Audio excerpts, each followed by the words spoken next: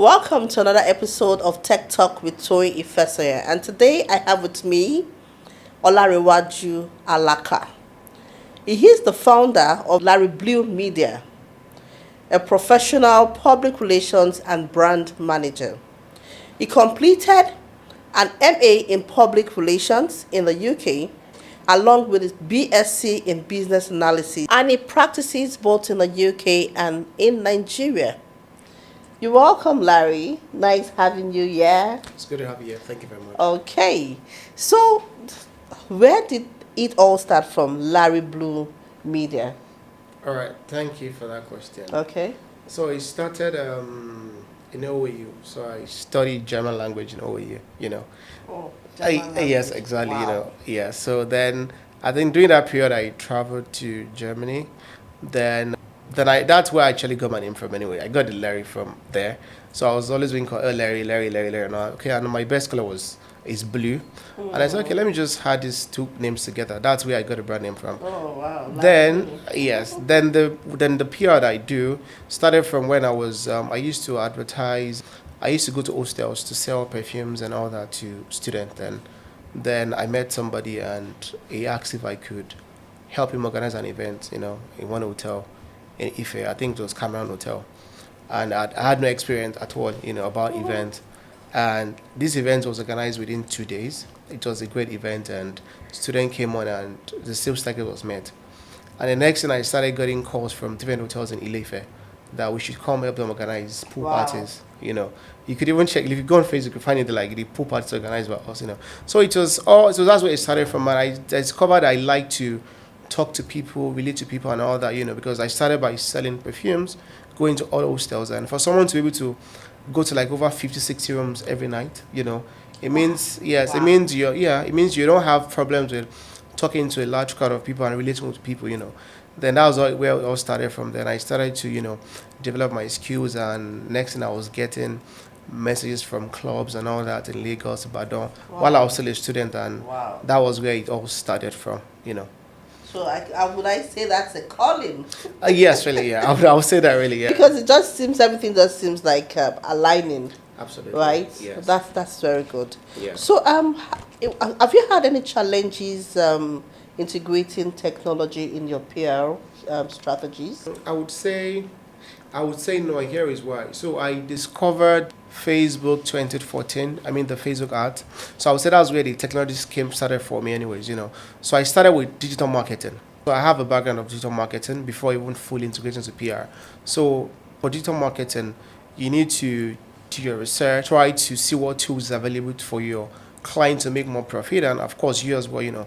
So there wasn't more challenge until recently when AI automation came in, and now you have to begin to be up to date with the trend. So which I think businesses, brands are still struggling with in Nigeria when it comes to AI and automation. So I think with the right research and with the right hunger to develop yourself and your field, I think you wouldn't have much problem with that, provided you know what you want to do. Okay. Yeah. So I hear that data analysis is very relevant when it comes to the PR strategy, digital marketing and the likes. Would you want to shed more light to that? All right, great. Thanks for that. So usually when there is a PR campaign, the first question you always ask is, what's your client goals and objective? What do you intend to achieve with that? And we can't have PR without the people, because PR is about the people. Basically, it has to do with the way you communicate with your stakeholders, with your client stakeholders, how you manage communications, and who are you communicating to the people, and who are these people, what's their interest. So it means you need to know about their interests, you need to know about their data, their demographics, So it's important to, of course, you can't do PR without data. So it's important to know who your target audience are. With the tools available, you're able to have more insight on how to communicate to them, what industry they belong to, and basically just knowing about them and knowing how to communicate with them, how to optimize your content to those people, the target audience, the stakeholders. Yes, Okay. I know what tickles them, know what kind of story to tell them, depending on the kind of audience they are, and there are different type of audiences, age, interest, location, and industries. It just helps you target your audience better I know how to communicate with and them. communicate I know with them. what to say. So I hear they say that data science is the oil of today. So Yes, it's important to also have the data analytics skills. absolutely. Right. Okay. So what about tools that are relevant in your field? Can you just mention a few tools that you know that someone who apparently is looking at starting the to becoming a PR professional? Well, PR is broad, and there are different sectors to look into to start with. Okay. And even though we are going to somehow incorporate a bit of digital marketing, I mean, likes of email marketing, I mean, social media management, So there are different sectors: social media management, email marketing. We have crisis management. We have listening tools. So it varies actually, but I would just recommend a few of them. We have Awario, we have SMrush, we have Hootsuite, we have Crisis Hub. So these are tools I think. Crisis Hub. Yes, exactly. Oh. Yes. And we also have Google mentions. So what this does is anywhere your brand name or any name is being mentioned anywhere in the world, you get notified immediately. So this helps brands sometimes, because it doesn't make sense when you say you're a pure professional and people are tagging you to a particular post and you're not even aware. Wow. So with these tools available, you get the notification immediately, even if it's a radio program that is on, or a TV show that your brand name is being mentioned, you get notified immediately. So these are tools I think that could help professionals, to help them to get their job done effectively. Effectively. Okay. Yes. So I hear of the AR and the VR, that's the virtual reality and augmented reality. Yes. And I know that they are gaining traction now. So how have you been able to integrate that also into the PR All right. process? All right, great. So I will start with a particular industry, which is the real estate. Okay. Yes. Now let's know this now. PR is about communications, and to communicate effectively, it means you have to know what your audience need. And what I mean is this: if you're into real estate, and okay, let me say for a real estate brand, you need to be able to integrate AI into what you do, which is AR and Virtual VR, reality, exactly. yeah. So it means that you no longer have to stress your audience to be physically available for viewing or inspection. They are able to immerse yourself, in the comfort of their home to experience what you have to offer them. And this is very helpful in hotels and properties and likes of them. Same applies to brands. I mean the brands like let me say Coca-Cola, Heineken, they were able to use this in their campaign. Even for other brands, I think it's something they could also look into. What I mean is it goes beyond reading text now. Yeah. People need to be able to have this experience, feel, let them have a feeling, immersive feeling of this, from wherever they are. And I think it's going to make more sense in your storytelling. Imagine saying, communicating in some certain ways, and there is no way you're able to express it. But using the VR and AR, you're able to effectively communicate it and able to feel what you're trying to communicate to them. So I feel it's something that it's really good for the PR industry. And it's actually, over time has helped simplify the whole process. Absolutely. Oh, great. So, what is the future like for the PR professionals? You see, we have a lot of people saying that they're into PR and the like. So, very soon I feel that we may have it overflooded or something. Yes. So let's hear about what your thoughts are. All right. Let me take you to a particular industry, fashion industry. We have millions of fashion brands, designers, and they are all still making money. Yeah. And people prefer quality over quantity. So I feel that the future is going to be about who is able to differentiate the values they have in terms of their profession. One of the challenges PR industry faces is not being able to filter who is authentic or not, because everybody just feels PR is about writing press releases and it ends there, because everybody can literally write anyways. But it transcends beyond that. So I feel that the future is going to be great for PR professionals, but for those who are not ready to evolve, there's going to be a big problem for them. They will be left behind. And for those that have been there before, I think they have a lot to do. I mean, in shaping the PR industry and making sure that the non-experts, those are not experienced, those are just, let me use the word, the quack, PR, they're not painting, they're not denting the image of the PR, the standard PR professionals, we have. And of course, the industry is going to really be a big one, really, in terms of finance, it's going to generate more revenue because people are now becoming to be more self-aware, and we have people, coming up with their personal brand, and this is where PR professionals are going to be needed. So there's a lot of money to be made in PR industry, and even if you have 1 billion PR professionals, everybody's going to make money, and it's going to go around. Yeah. Most importantly, we all know it's also important to know what you want to be known for, and know how to communicate the right message to your audience, and leave the rest to the audience. Yeah, sure. Exactly. Sure. So now we have AI, artificial intelligence. Everybody's before you say jig-jack, everyone's saying artificial intelligence. Even the people that they don't even know how to apply it. So, yeah. But have you been able to apply AI and chatbots in PR? All right, great. So I would say we started to use AI effectively last year, and it has really impacted our revenue positively. Wow. Yes. Now we are able to deliver swiftly to our client. We are able to stay on top of our campaigns, and we're able to deliver our communication strategies more effectively.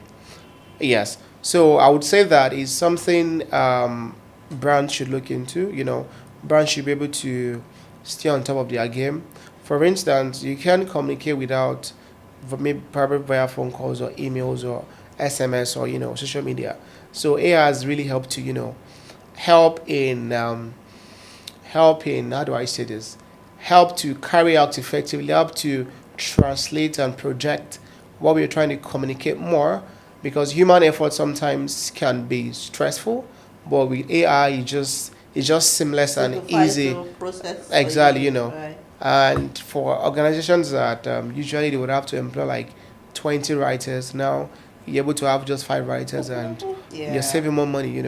So it has really helped us, to cut costs and maximize profit, and most importantly, deliver the best PR campaign for all our clients. True. Well said.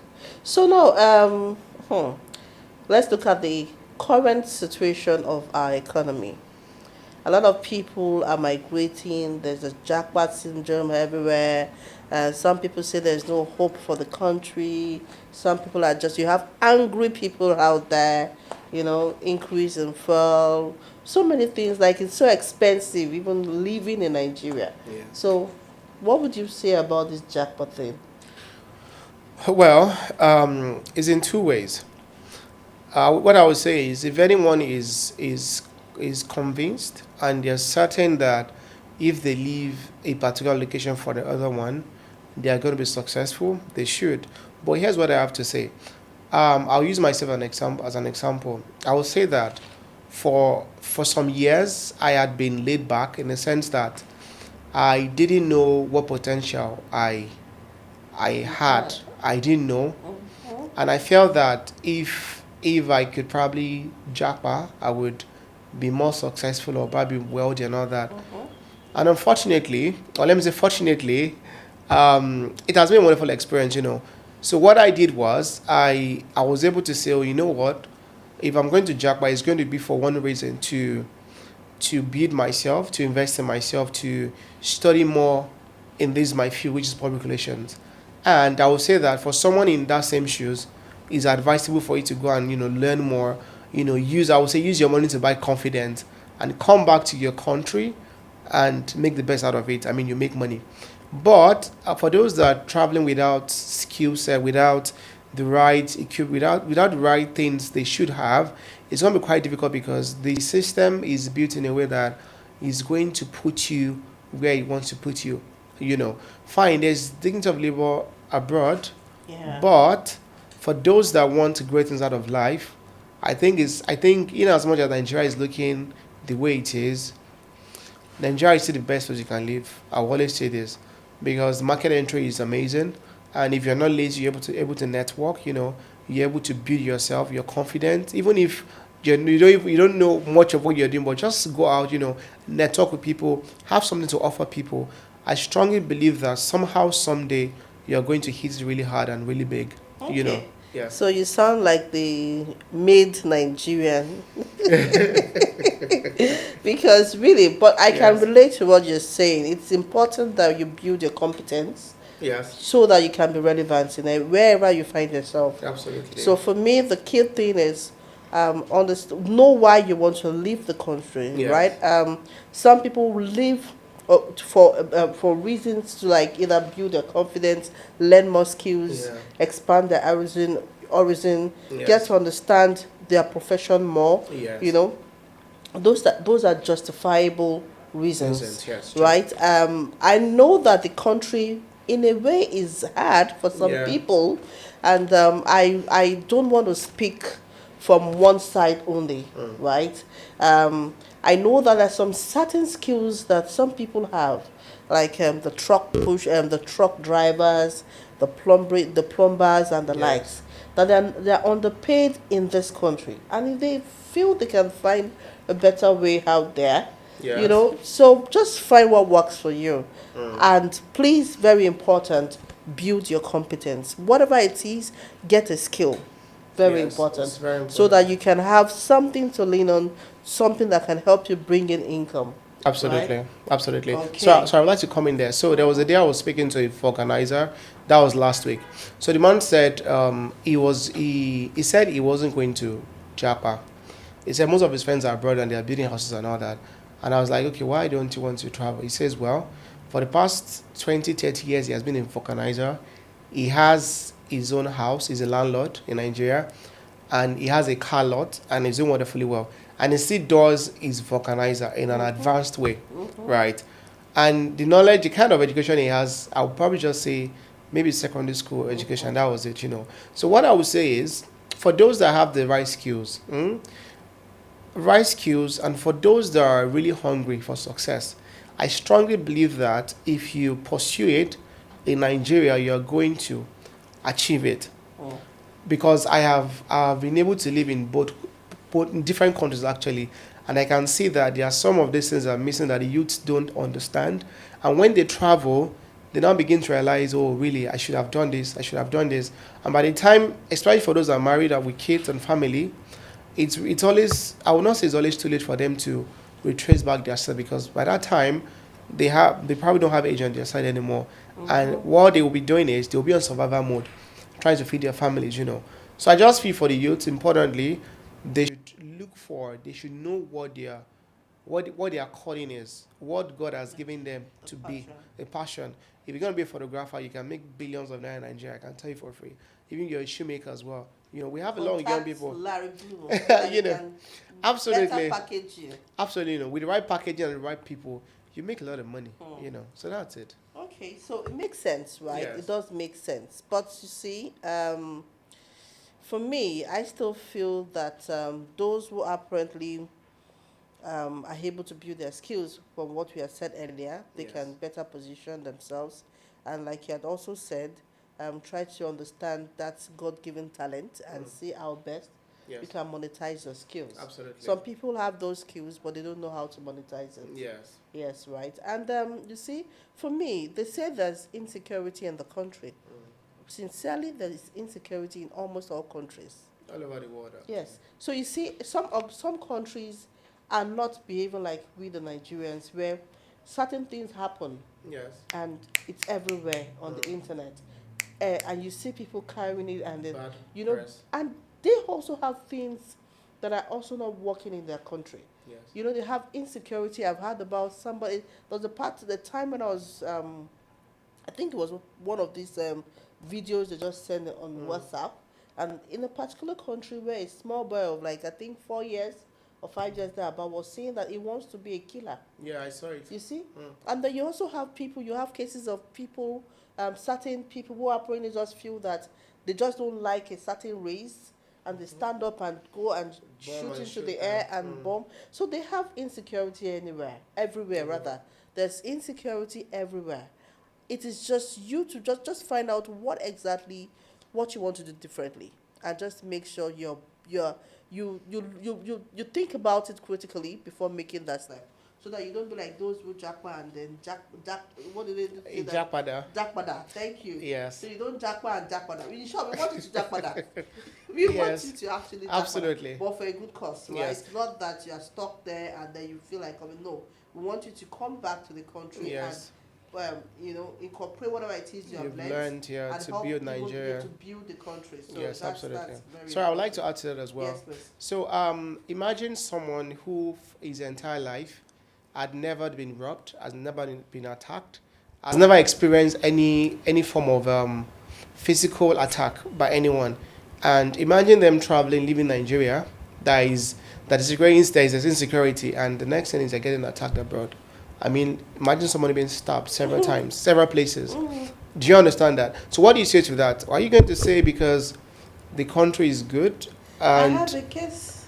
you understand? Yeah. So I just feel that God comes first, anyways, Yeah. and know why you're doing these things. Personally, if you want to travel for your holiday, go and learn, come back, and make the best. And of it. invest in And invest Nigeria, in please, really. please. So you Exactly. see, let me just add more the experience a family of mine had. Yes. I said it was working.